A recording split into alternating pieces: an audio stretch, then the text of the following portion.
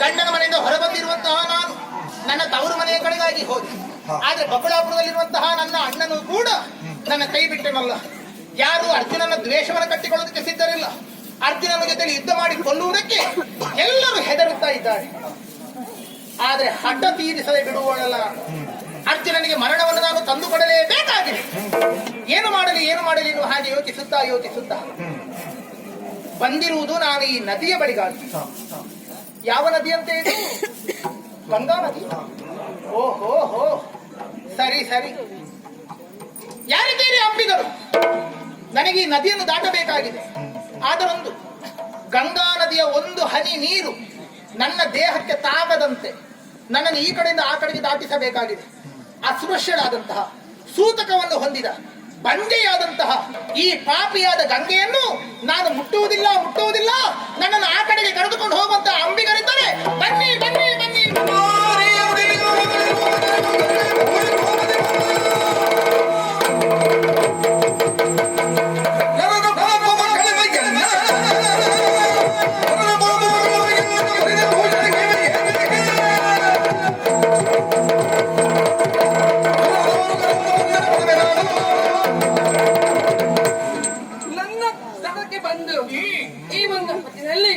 ನನ್ನನ್ನು ಜರೆತಿರುವುದು ನೀನು. ನಾನೇ ಈ ಗಂಗೆ ಯೋಗ್ಯತೆ ಎಂಬುದು ಪ್ರಪಂಚವೇ ಅರ್ಥ ಮಾಡಿಕೊಂಡಿದೆ.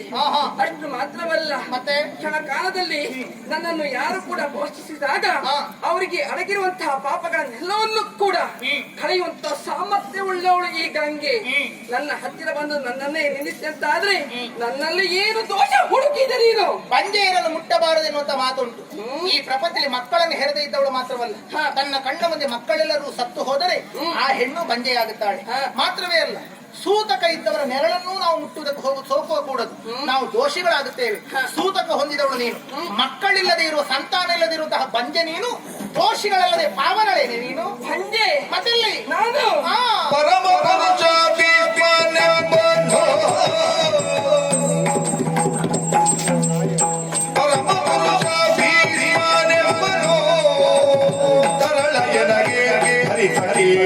ಧರಿಸಿ ಮೆರೆವನು ತರಳ ಎನಗೆ ಹರಿತ ಕೀರ್ತಿ ಧರಿಸಿ ಮೆರೆವನು.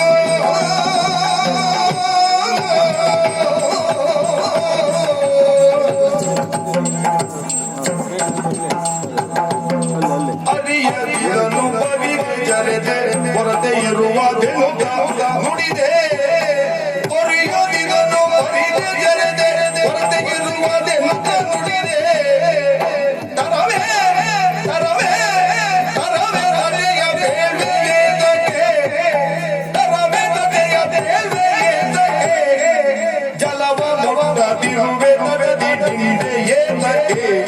ನೀ ಜಲವ ನದಿರುವೆ ಕಡದಿ ನಿಂದೆ ಏತಕ್ಕೆ?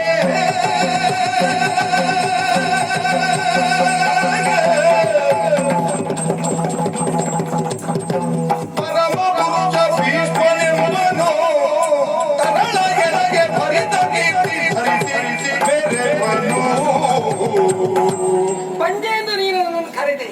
ನಿನಗೆ ತಿಳಿದಿಲ್ಲ ನನ್ನ ಮಗ ಯಾರು ಎಂಬುದಾಗಿ. ಯಾರು ನಿನ್ನ ಮಗ? ಭೀಷ್ಮ. ಇಷ್ಟ ಮರಣೆ ಹೊಂದಿರುವಂತ ಭೀಷ್ಮ ಆತ ನನ್ನ ಮಗನಲ್ಲವೇ? ಹಾಗಿರುವಾಗ ನಾನು ಹೇಗೆ ಬಂಜೆ ಆಗೋದಕ್ಕೆ ಸಾಧ್ಯ? ಹೇಗೆ ನೀನು ನನ್ನ ಬಂಜೆ ಅಂತ ಕರೆದೆ? ನಿನ್ನ ಮಗ ಭೀಷ್ಮ? ಹೌದು. ಇದ್ದಾನ ಭೀಷ್ಮ?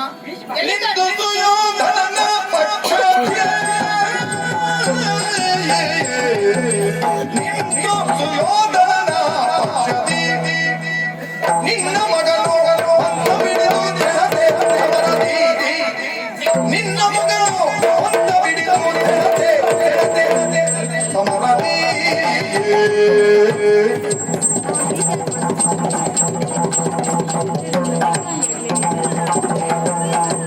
ಉಂಟೆಯಳುಗ ಅವನ ತರಿದ ಉಂಟೆಯಳುಗ ಅವನ ಹರಿದ ಬಂತು ನಿನಗೆ ಕವಿಯೋಗ, ಬಂತು ನಿನಗೆ ಕವಿಯೋಗ. ಒಂದು ದಿನದ ಲವನ ಒಂದು ದಿನದ ಅವನ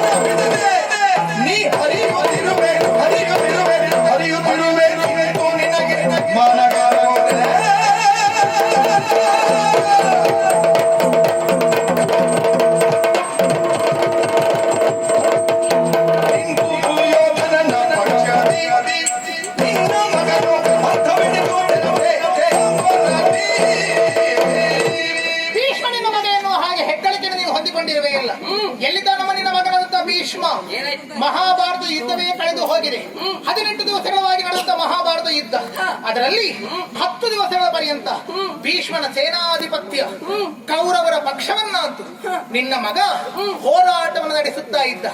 ಆದರೆ ಕುತಂತ್ರಿಗಳಾದಂತಹ ಪಾಂಡವರು ಭೀಷ್ಮನ ಮರಣದ ಗುಟ್ಟನ್ನು ಅವನಿಂದಲೇ ತಿಳಿದು ಶಿಖಂಡಿಯನ್ನು ಮುಂದೆ ನಿಲ್ಲಿಸಿ ಶರಸನ್ಯಾಸ ಮಾಡುವಂತೆ ಮಾಡಿ ಅರ್ಜುನನು ಬಾಣವನ್ನು ಬಿಟ್ಟು ನಿನ್ನ ಮಗನಾದ ಭೀಷ್ಮ ಶರಶೈಲಿಯಲ್ಲಿ ಒರಗುವಂತೆ ಮಾಡಿದ.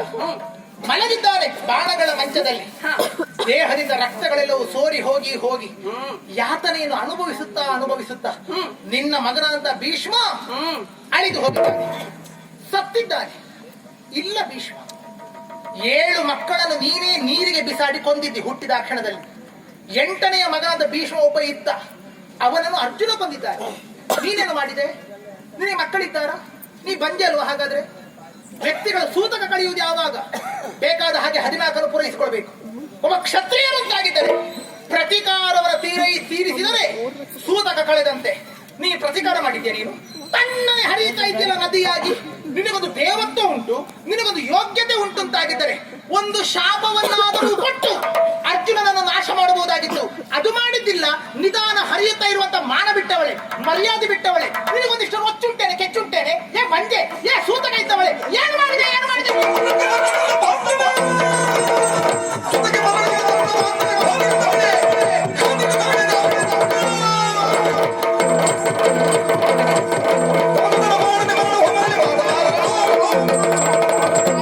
ಅರ್ಜುನ, ಎಂಥ ದುಷ್ಟ ಕಾರ್ಯವನ್ನು ನೀನೇ ಸಗಿಬಿಟ್ಟೆ. ನನ್ನ ಮಗನನ್ನು ಕೊಲೆಗೈದೆಯಾ? ನಿನ್ನನ್ನು ನಾನು ಸುಮ್ಮನೆ ಬಿಡ್ಲಿಕ್ಕಿಲ್ಲ. ಈ ರೀತಿ ಹೀನ ಕೃತ್ಯಗೈದಂತ ನಿನ್ನನ್ನು ಯಾವ ಮಾರ್ಗವನ್ನು ತಲೆಬಿಸ್ತೇನೆ.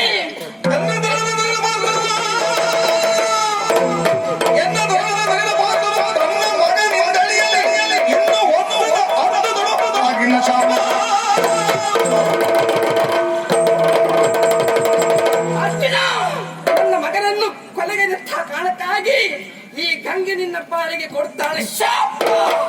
6 ತಿಂಗಳ ಒಳಗಾಗಿ ನಿನ್ನ ಮಗನಿಂದಲೇ ನಿನ್ನ ಪಾಲಿಗೆ ಮನವೇ ಬರಲಿ, ಮನವೇ ಬರಲಿ, ಮನವೇ ಬರಲಿ.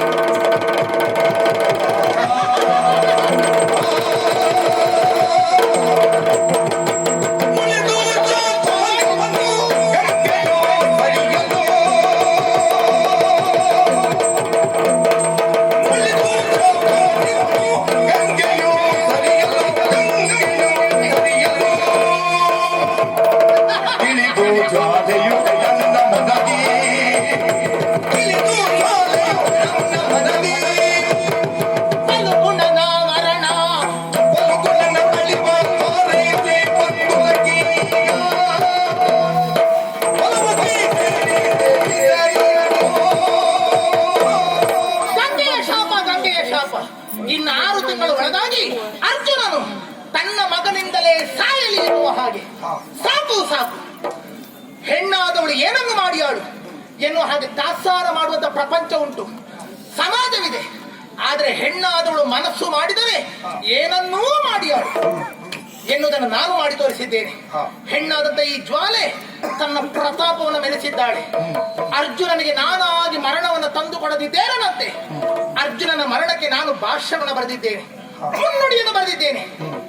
ಮೆರೆದಾಡು ಅರ್ಜುನ, ಮೆರೆದಾಡು.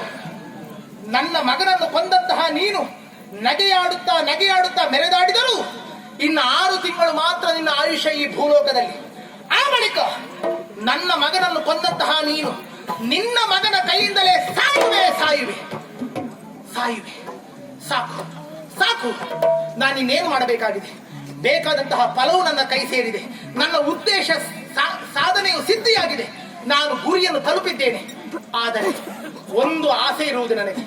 ಅರ್ಜುನನ ಮರಣವನ್ನು ಮಾತ್ರ ನಾನು ಕಾಣಲೇಬೇಕು. ಅರ್ಜುನನ ಮರಣವನ್ನು ಕಾಣಬೇಕು ಅಂತಾಗಿದ್ದರೆ ಎಲ್ಲಿ ಉಳಿಯಲಿ? ನಾನು ಎಲ್ಲಿ ಉಳಿಯಲಿ? ಗಂಡನ ಮನೆಯನ್ನು ಬಿಟ್ಟು ಬಂದಿದ್ದೇನೆ. ತವರು ಮನೆಯಲ್ಲಿ ನನಗೆ ಸ್ಥಾನವಿಲ್ಲ. ದೇಶವನ್ನು ಅಲೆದಾಡಿದ್ದೇನೆ. ಗಂಗಾ ತಟಾಕಕ್ಕೆ ಬಂದು ಶಾಂತವಾಗಿ ಹರಿಯುತ್ತಿರುವಂತಹ ಗಂಗೆಯನ್ನಾದರೂ ಕೆರಳಿಸಿ ಶಾಪವನ್ನು ಕೊಡಿಸಿ ನನ್ನ ಕಾರ್ಯವನ್ನು, ನನ್ನ ಸಾಧನೆಯನ್ನು ನಾನು ಮಾಡಿಕೊಂಡಿದ್ದೇನೆ. ಆದರೆ ನಾನಿರಲೇಬೇಕಲ್ಲ. ಅರ್ಜುನನ ಮರಣವನ್ನು ನಾನು ಕಾಣಲೇಬೇಕಲ್ಲ. ಎಲ್ಲಿ ಉಳಿದುಕೊಳ್ಳಲಿ? ಹಾ, ಹಾ ಹಾ ಜಿಗಿವೆನೆ.